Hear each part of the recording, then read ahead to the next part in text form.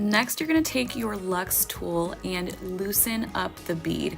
Now, generally in 6 weeks for me, the beads are still in really great condition, so you don't necessarily have to replace them, although Donna Bella does suggest to replace them each and every single time.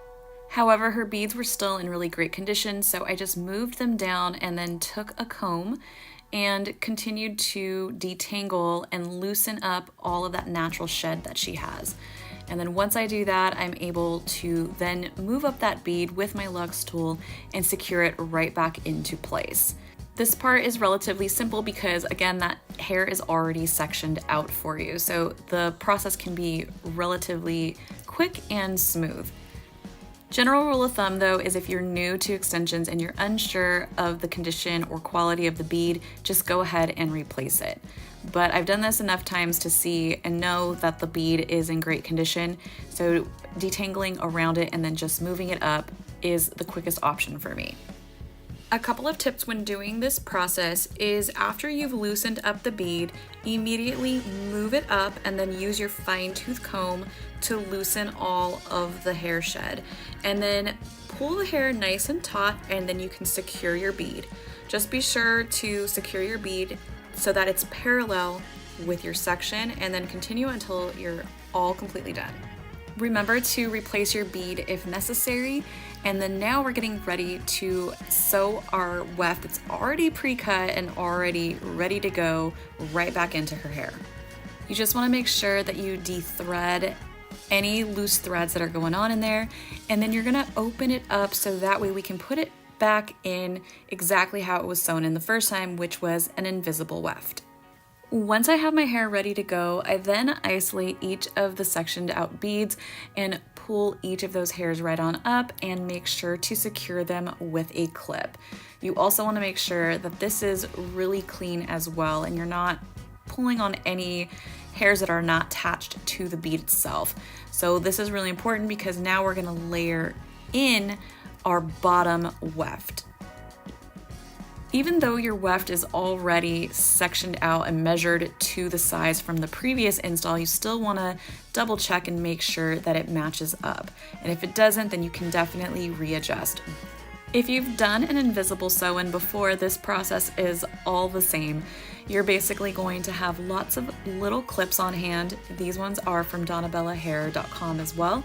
And I like them because they have lots of clips that come in a pack and there's plenty of them to add in. So use as many as you need to securely fit your hair extensions right underneath each of those beads. You want to make sure that they're nice and snug and as close as possible so that way the sew-in process is seamless and easy. Once I have that weft secure underneath each of the beads, I bring the section of hair right on down and then just fit the last bit of weft extension right on top of those beads. Generally, I like to clip the weft from the top, and this is also a great gauge for you when you get ready to sew in with a needle and thread, so that way you know exactly where each of the beads are at. So basically just use whatever process makes sense for you. Overall, you just want to make sure that the weft is securely in place and it's not going to go anywhere when you get ready to do the sew-in portion. The easiest way that I find to get my needle and thread started is to loop in the needle and thread on the third bead, and then I just simply tie a knot 3 times on the edge of that bead. There's honestly no reason to get super fancy on this portion so long as the thread is nice and secure and you're able to cut the thread pretty close to the knot so that way it's not visible. Once it's secure, now you can go through comfortably and sew in on the right side and the left side of the bead until you get to the edge. I like to start on that third bead because it gives me 3 beads to create a double strand. That way it's almost like your anchor piece and the weft is not going to move. Typically I do anchor pieces on each end of the weft and sometimes in the center for a really large weft such as this one. I like to use my fingers to feel exactly where each of those beads are at.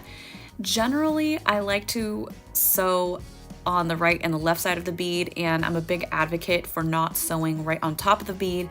However, when you are doing an invisible sew-in method like this one, it kind of doesn't matter, only because each and every single time you have to move this weft up, you're gonna need to cut it completely out anyways. So at the end of the day, it doesn't really matter, but it's just a really great practice to get used to in case your client doesn't want the invisible bead.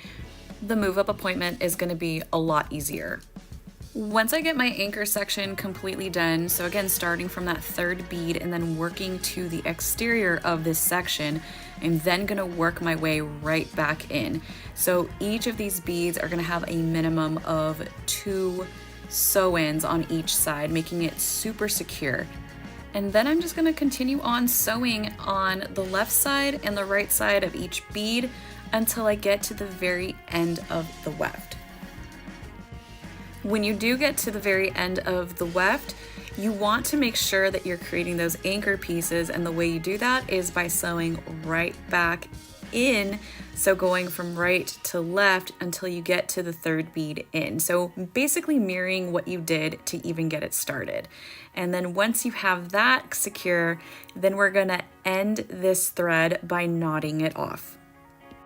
Now I'm gonna show you in real time so that way you don't miss it, but you can see that I am on that third bead. So I'm just gonna loop it through 2 more times to make sure that it's nice and secure, because at the end of the day, you do not want your weft to unravel. So ensuring that you have a little added security right here on the edge is super important.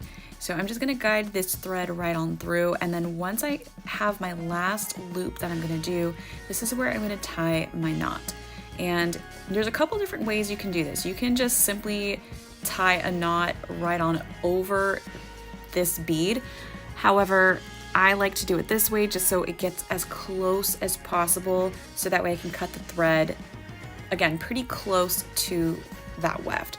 So I tie a knot, and then I'm gonna loop through this needle just 2 more times. And each time that I'm doing this, I'm just kind of slightly guiding it closer and closer to the weft. You just want to be really careful, and this is another part where you just want to take your time with it and carefully guide the knot as close as possible to the weft. If you do this part too fast, it's not going to get as close as you'd like it to, so just take your time. And then once you have that knot and secured, you're just going to take your Stark shears and cut your thread, and then don't forget to do a brush through of your section. This is really, really important to make sure you're brushing in between each of your sections so everything is nice and seamless and super clean as you work through.